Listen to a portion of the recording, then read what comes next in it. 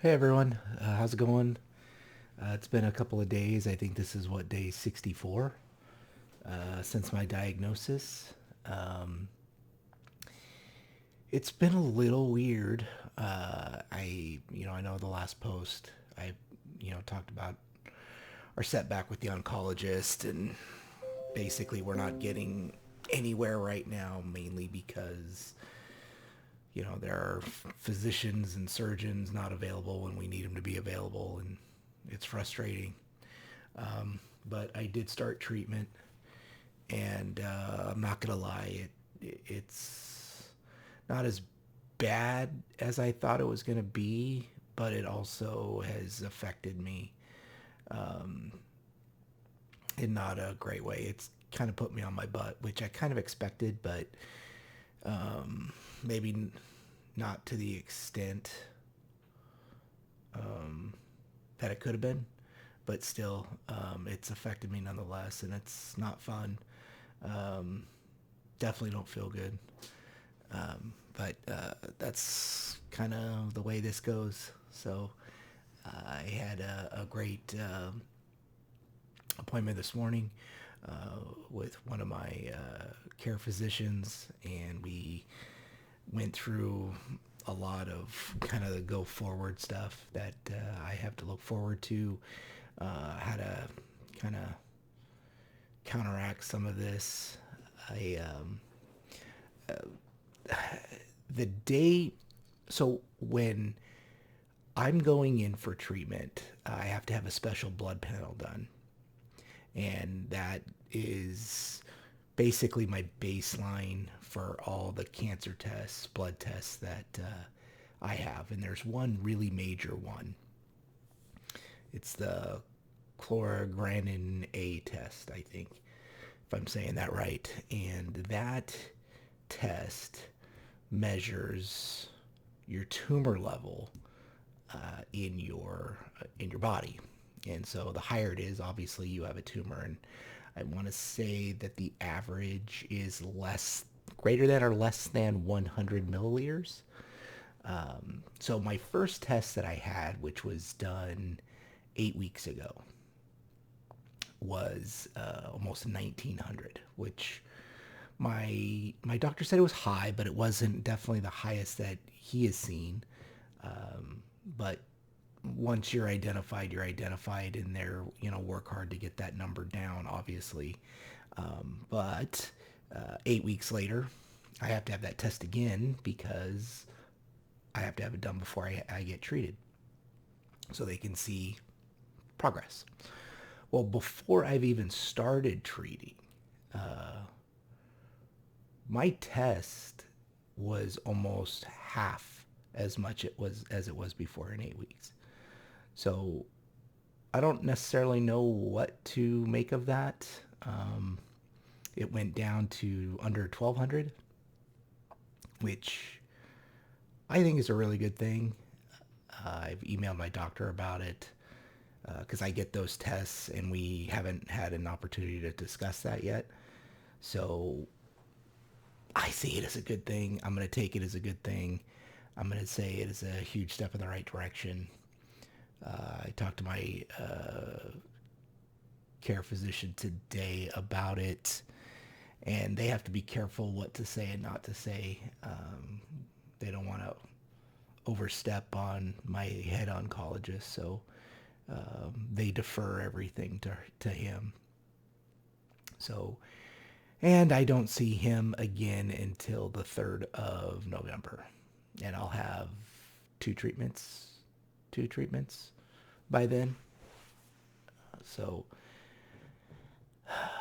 yeah, don't feel good. Sleeping a lot better, so that's really good. Being in the infusion clinic, and just taking it all in,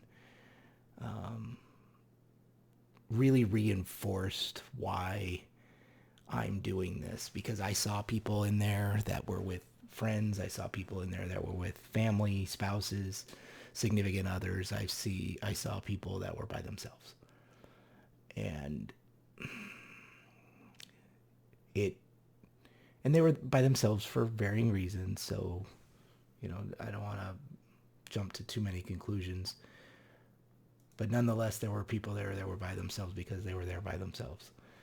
And, it reinforced what I'm trying to get done here and why this story is so important to share. Not because it's mine, not because it's cancer, but because there's somebody out there that's, suffering alone. And, through this community that we're slowly building together, no one will have to be alone. And I think that's a really great thing still. And even though it's not the greatest place to be, it's not the funnest place to be. It's a little depressing to be in there. I think they do a really good job of trying to make it not that, but we all know why we're there. Um, but it's good. It's good. It made me very grateful. Made me feeling very blessed. Um, that I have such a great support system around me, and I have such great people around me, and this is gonna be okay. I know I keep nodding the term incurable around and treatment for the rest of my life and all of that stuff, and they're working hard to prolong my life, which obviously I really appreciate. But there's so many people out there that have a whole lot worse than I do, and my heart goes out to them and their families. Um, so anyway, if you're out there, share with me, how did you get past your first couple of visits to your infusion clinic? Um, when you're sitting there, what's going through your head? Is it the same as mine? Is it different? Uh, I would really like to know. I'd like to start a conversation around that. Um, but on the brighter side of things, a couple of things to really, you know, get our minds off of this. My second granddaughter, Ivy, will be here any day. She's officially due on the 10th of October. Um, my daughter is, is dropping, and she's starting to feel it. So I think she's gonna come any moment, and I can't wait. I can't wait to meet her. I won't be able to be in there, but I'll be there as soon as I can to give my little grandbaby a hug and tell her how much I love her in person. Um, so wish Emily well, wish Andrew well, and Clara well as this wonderful blessing comes into their lives and grows our family by one more.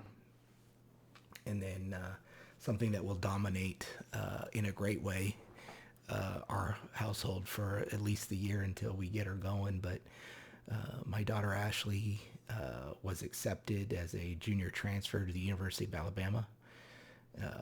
That was her number one school. She was beyond the moon, and she started to have those, oh crap, I got what I wanted. What am I going to do? Is this really real? Is this what I really want moments? But we're getting ready to move that forward, and her have an amazing experience across the country.